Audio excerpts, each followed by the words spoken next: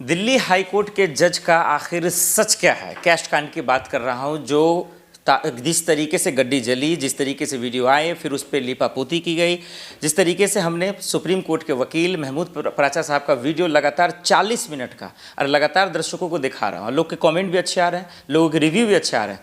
तो अब उन्हीं से समझेंगे कि जो बारीक बात है वो क्या है, इसके पीछे का खेल क्या है, क्यों वो खुलकर प्रेस कॉन्फ्रेंस नहीं कर पा रहे, क्या सरकार का कोई हाथ है, सुप्रीम कोर्ट के जो टिप्पणी आ रहे हैं उसका क्या मतलब समझा जाए, तमाम चीज़ों को समझेंगे। और बर्खास्ती की बात हो रही है उस पर भी बेबाकी से बात करेंगे। सर, आपका बहुत बहुत स्वागत है। रमज़ान पाक महीने में आपने वक्त गुजारा, इसके लिए बहुत शुक्रिया।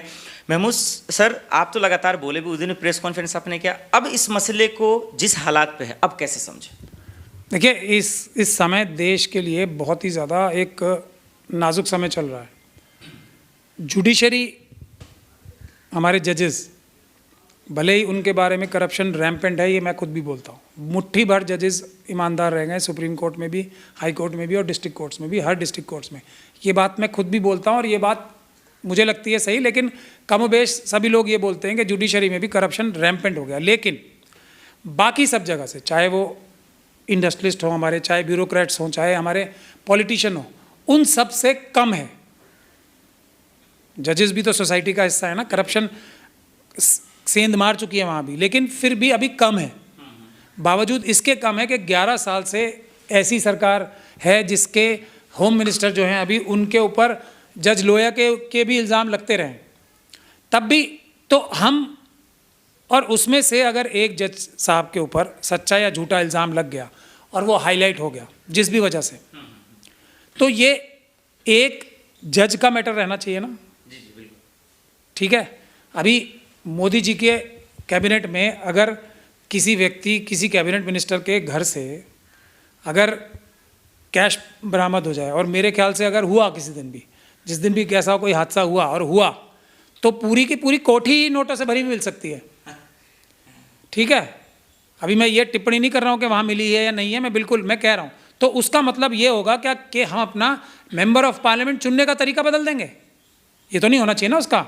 फिर हम प्रधानमंत्री चुनने का तरीका बदल देंगे अपना, इस एक घटना की वजह से। हो क्या रहा है, उसके बाद से हमारे बड़े, एक हमारे साल्वे साहब हैं जो बहुत बड़े वकील हैं, एक हमारे मुकुल रोहतगी साहब हैं जो बहुत बड़े वकील हैं, वो दोनों, और एक हमारे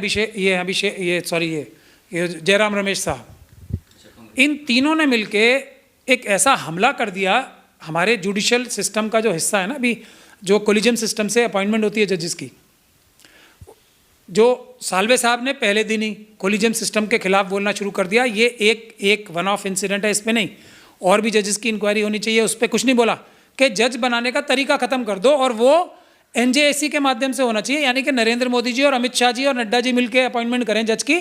जो हमारे 3 सीनियर मोस्ट जजेस होते हैं सुप्रीम कोर्ट के, वो ना करें, हाई कोर्ट के जजेस की और सुप्रीम कोर्ट के जजेस की अपॉइंटमेंट। एक कैंपेन सा शुरू कर दिया। उसके बाद मुकुल रोहतगी साहब ने भी ऐसी बात करनी शुरू कर दी। उससे पहले फिर ये हमारे जो जयराम रमेश साहब हैं, जिन्हें मैं बार बार आरएसएस का एजेंट बोलता हूँ, स्लीपर सेल बोलता हूँ कांग्रेस पार्टी के अंदर, ईवीएम की मशीनों के लिए और दूसरी चीज़ों के लिए, तो वो पार्लियामेंट में बोलते हैं। और जो हमारे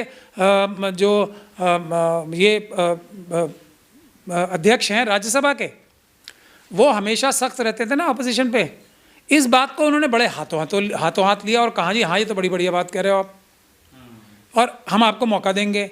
पार्लियामेंट में डिबेट होने वाली है, किस लिए?